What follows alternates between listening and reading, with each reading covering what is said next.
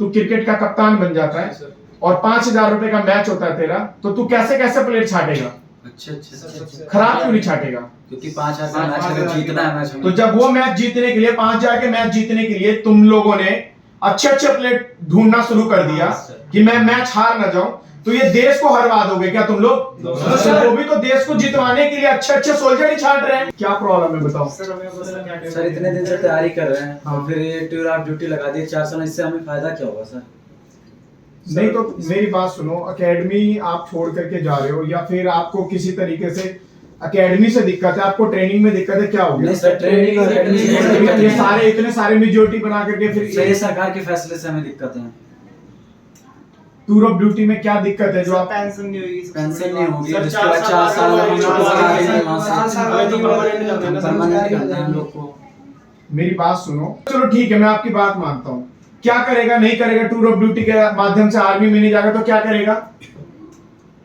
अरे साइंटिस्ट बनेगा, साइंटिस्ट बनेगा, इंजीनियर बनेगा, डॉक्टर बनेगा, क्या बनेगा?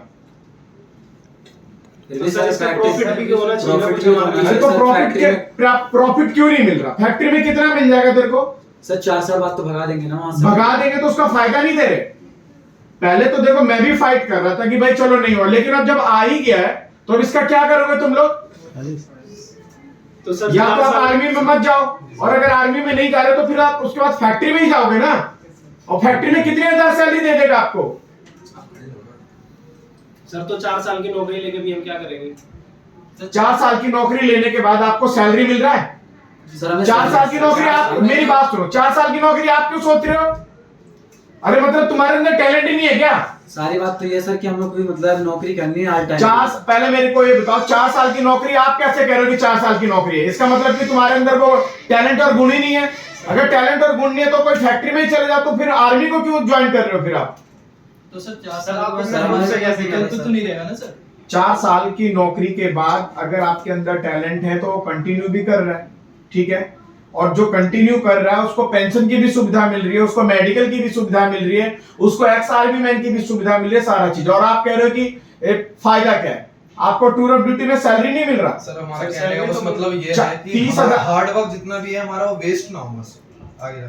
हार्ड वर्क बेस्ड कैसे हो रहा है बताओ? आपको जैसे आप ज्वाइनिंग लेते हो आपको सैलरी उसमें बिल्कुल क्लियर कट बताया कि 30,000 सैलरी दे रहे हैं। 4 साल नौकरी के बाद अगर कोई XYZ अगर बच्चा अपना परफॉर्मेंस वहां पे नहीं दे पाता तो उसको 12 से 15 लाख रुपए हार्ड कैश दे रहे हैं, और उसके बाद आपको कोटा दे रहे हैं कि भाई आप एक्स सर्विसमैन हो।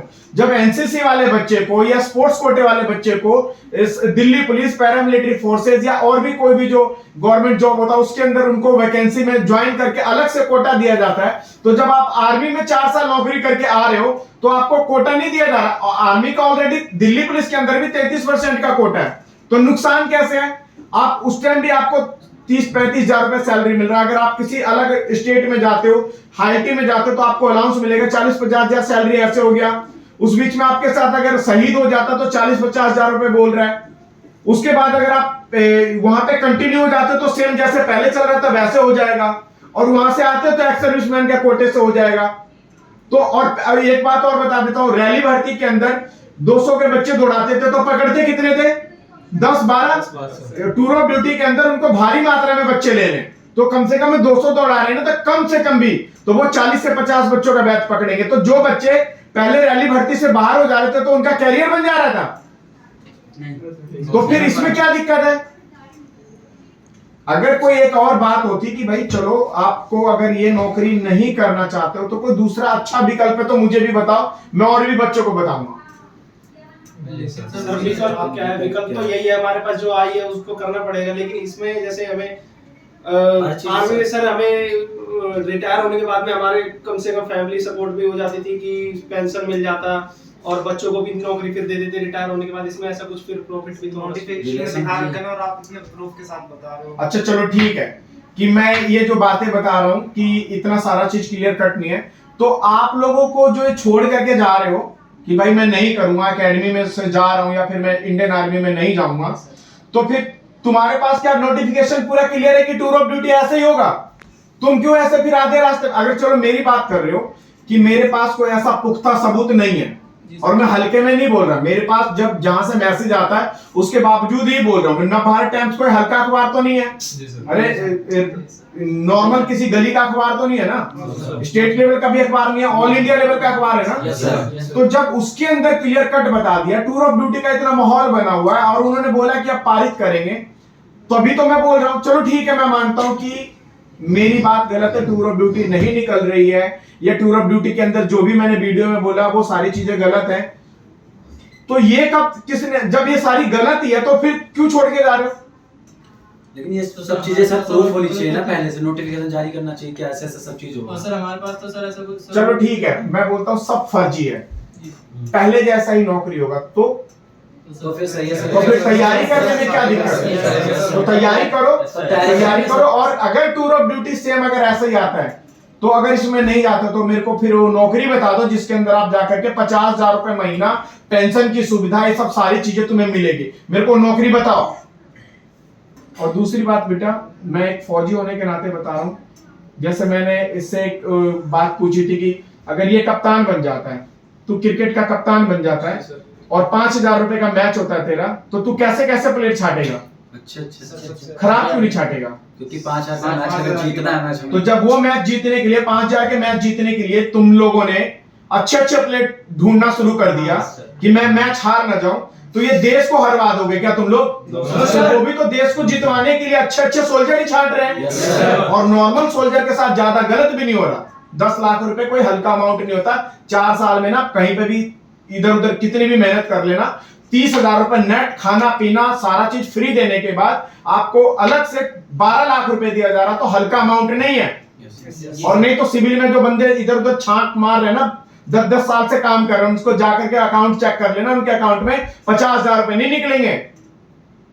थोड़ा सोच समझ करके डिसीजन लो, एकेडमी छोड़ना है या फिर जाना चाहो, कोई दिक्कत वाली बात नहीं है। लेकिन इस तरीके से किसी के बहकावे में, कमेंट्स में भी बहुत सारे वीडियो में कमेंट्स आ रहे हैं, मर जाएंगे, लुट जाएंगे, हम आर्मी में नहीं जाएंगे।